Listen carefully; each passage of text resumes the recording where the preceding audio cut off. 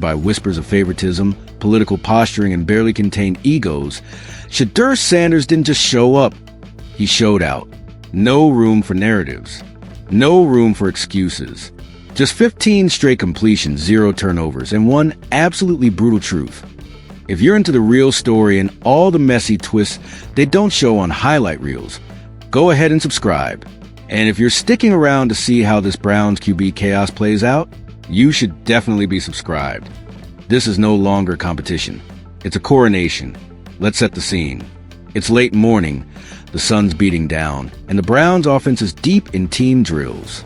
The air is tense, because by this point, everyone knows what's at stake. This isn't your standard camp rotation anymore. It's a proving ground, and the quarterbacks are on trial. And when Shedeur Sanders steps up, there's a shift. You can feel it. He's calm, but sharp.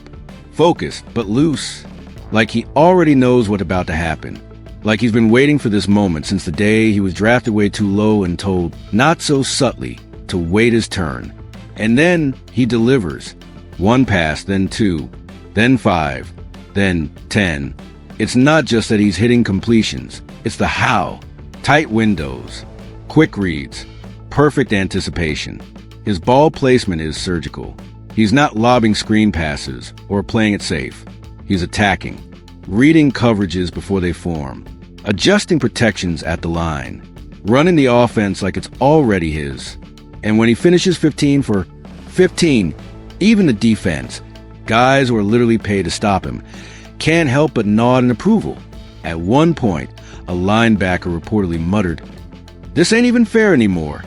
And it wasn't. Meanwhile, across the field, Dillon Gabriel is living out a quarterback's worst nightmare in real time. From the moment he takes the first rep, something's off. His footwork is clunky. His timing is late. And with every missed throw, you can see it. The self-doubt, the frustration, the unraveling. 3 completions, 18 attempts, and the kind of practice tape that quarterbacks beg to have deleted. It's not just that Gabriel was missing throws. He was missing everything. Reads, rhythm, rapport. The very foundation of his game looked like it cracked under pressure. He tried to reset, tried to slow it down, but the wheels had already come off. And as Shedeur kept stacking completions on one side of the field, Gabriel's confidence was evaporating on the other. The contrast couldn't be more brutal or more revealing, because while Shedeur was commanding the huddle like a veteran, demanding precise routes and rallying his teammates after every snap, Gabriel was retreating, isolated, silent. Receivers weren't gravitating toward him anymore. The body language told the story before the media even touched their keyboards. The team knew who had it and who didn't. Even Kevin Stefanski, typically stone-faced and diplomatically vague, couldn't hide it. The energy shift on the sideline was obvious. After Sanders' last rep, Stefanski gave a rare nod of approval. A short exchange, a clap on the back. Nothing dramatic, but coming from Stefanski, that's practically a standing ovation. For a coach who spent most of the offseason balancing ownership politics and QB rotations like a Vegas car dealer, this was different. This looked like belief. And it wasn't just Stefanski noticing. Front office heads were leaning forward. GM Andrew Berry was seen in deep conversation with offensive coordinator Mike Geller, who's reportedly been Team Shedeur from the jump. Even a few assistant coaches, previously tight-lipped about the QB pecking order, couldn't resist whispering about what they just witnessed. Because when a rookie quarterback dismantles your starting defense without a single incompletion, yeah, people talk. And make no mistake, this wasn't just about arm talent. This was mental domination. Shedeur was diagnosing blitzes before they happened, adjusting routes, calling audibles, and he wasn't rattled, not once. Even when the defense brought pressure, he slid in the pocket like he had all day. Poise, polished presence. The holy trinity of quarterback play. And somehow, he made it look easy. Meanwhile, poor Dillon Gabriel looked like he was running drills in slow motion.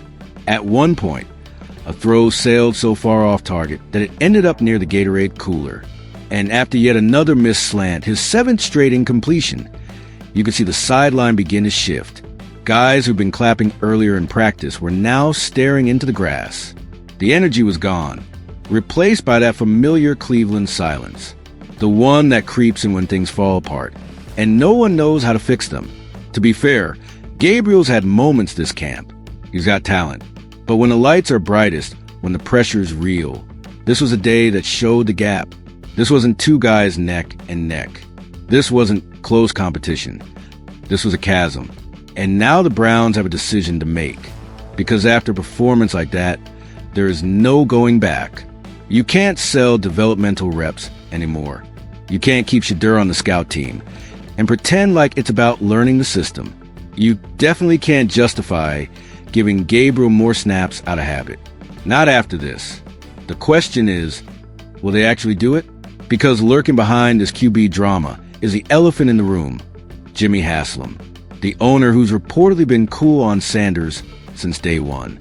The guy whose hands are all over this quarterback shuffle, even as the players and coaches start seeing things differently. And this is where it gets dangerous.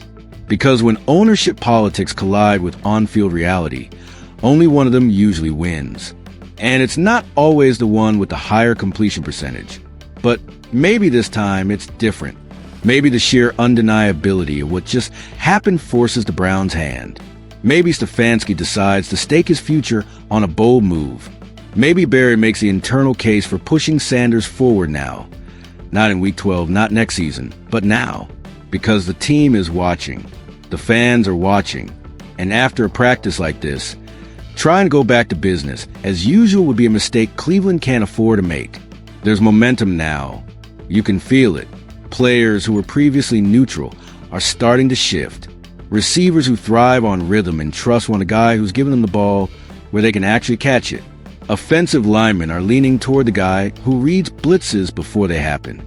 Even defensive players who live to make quarterbacks uncomfortable are tipping their caps. Because 15 for 15, that doesn't happen by accident. That's not just a hot hand. That's a quarterback arriving. And so we're left with the obvious question. What does Cleveland do now? If they're smart, they lean into it. They elevate Sanders. They give him first-team reps. They build a package around his strengths. They give the locker room a reason to believe that performance actually matters more than pedigree or politics. If they're not, if they stick with the status quo, if they bury Sanders behind a guy who just went 3 for 18 in a live drill, if they let ownership override merit, they risk losing more than just games. They risk losing the locker room, the fans, the narrative, because people remember moments like this. They remember when a rookie steps onto the field and looks like he belongs. They remember when a franchise has a chance to change its story and either rises to meet it or falls back into old habits. And that move, frankly, is the most important one they'll make this entire season. Maybe even this entire era. Because while the box score might only record Shedeur Sanders 15 for 15 as a training camp stat, everyone in that building knows what it really was. A message. Not loud, not cocky, but deafening in its clarity. He's not here to wait his turn. He's not here to play the long game. He's not here to politely sit behind quarterbacks with weaker arms and shake your decisions. He's here to win. And today, he did exactly that. So what happens next? Well, let's talk implications. Because this isn't just about a quarterback. This is about identity, about culture. And for the Cleveland Browns, a team that has spent 2 decades trying to figure out what the hell it even wants to be, this is a defining fork in the road. If they lean into Sanders, they're not just rolling with the hot hand. They're embracing a new vision. One built around speed, versatility, composure, and leadership that doesn't need a press release to be noticed. One that says, we're ready to move forward, instead of clinging to systems and contracts that no longer serve them. But if they don't, if they ignore this, if they let Gabriel walk back out with the first team like nothing happened, chalking it all up to just one practice, they'll be doing more than undermining Sanders. They'll be telling their entire roster that results don't matter, that even when you dominate, when you literally don't miss, you can still be passed over if you weren't someone's pet project. That the scoreboard in practice doesn't matter as much as the scoreboard in the front office. And that's how you lose a team. Not in blowout losses or fourth quarter collapses, but in moments like this. When guys start looking around and saying, if he can't move up after that, what chance do I have? That's when belief cracks. And in the NFL, once belief goes, everything else goes with it. You can already feel that shift happening in the locker room. Word is, Sanders didn't just win over the skilled guys. He won over the vets, the linemen, the guys who don't care about flash. They care about who gives them the best shot to win. And after today, there's no debate. They've seen both quarterbacks in real time against the same defense with the same playbook. One carved them up. The other, well, he carved up his own confidence. And we need to talk about Gabriel here, too, because this wasn't just a bad day. This was the kind of bad day that lingers, the kind that creates whispers, not about talent, but about poise, about whether he can recover. Because NFL camps are brutal like that. One awful session? Sure, it happens, but when it happens in the same breath as someone else's breakout, suddenly the spotlight isn't just hot, it's radioactive. Gabriel's not just fighting for reps now. He's fighting to stay in the conversation. And if he has another showing like this, the conversation ends. Period. This is the part of football that's never on the stat sheet. The psychology, the emotional momentum. One guy goes 15 for 15 and the room is buzzing. Another goes 3 for 18 and the air turns to ice. Players feel that. Coaches feel that. And front offices definitely feel that. And speaking of front offices, what's Jimmy Haslam thinking right now? Because this is the moment where his reputation as a meddler either becomes a meme or finally matures into something productive. Haslam has never been shy about having opinions. But if his earlier disdain for Sanders is still lingering, he needs to swallow that pride fast. Because the last thing Cleveland needs is another owner getting in the way of the obvious. You can't coach denial. And right now, denying Sanders a shot after the day would be PR malpractice and football negligence. The Browns don't need to name him the starter tomorrow. But if they don't shift the depth chart by next week, if he's not getting legit reps with the first unit and chances in preseason games to lead meaningful drives, then they're actively choosing dysfunction. Choosing it. That's the key word. Because at this point, sticking with Gabriel isn't just blind, it's willful sabotage. And let's talk about the wider world for a second. Because this isn't happening in a vacuum. The media is watching. Fans are already memeing it. Players across the league, especially young quarterbacks and skill guys, are taking note.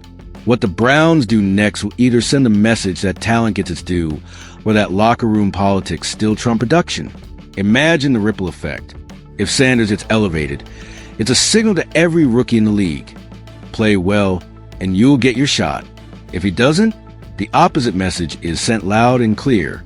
You can go 15 for 15 towards your defense, lead with class, and still ride the bench if the wrong guy's name is on the door. And again, this is Cleveland. They do not get the benefit of the doubt. This isn't Kansas City or Baltimore, where fans trust the process. This is a team that's fumbled quarterback after quarterback after quarterback until what now became a yearly punchline. So when they finally land a guy who not only has the tools but the demeanor and still waffle on giving him a real shot, yeah, that's not going to fly. And let's not forget, this is only day 11. There's still time to course correct, still preseason games, still reps to shuffle, packages to design, matchups to test. But what there isn't anymore is room for excuses. Not after a performance like this. That door is closed. Now it's about action. So what does that look like? For one, Stefanski needs to start scheming with Sanders in mind, not around him.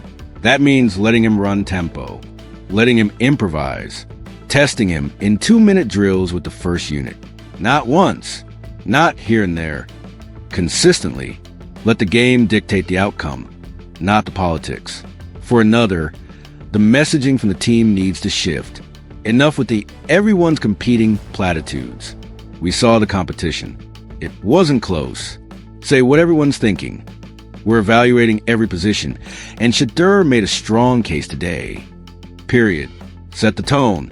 Give the locker room a reason to buy in.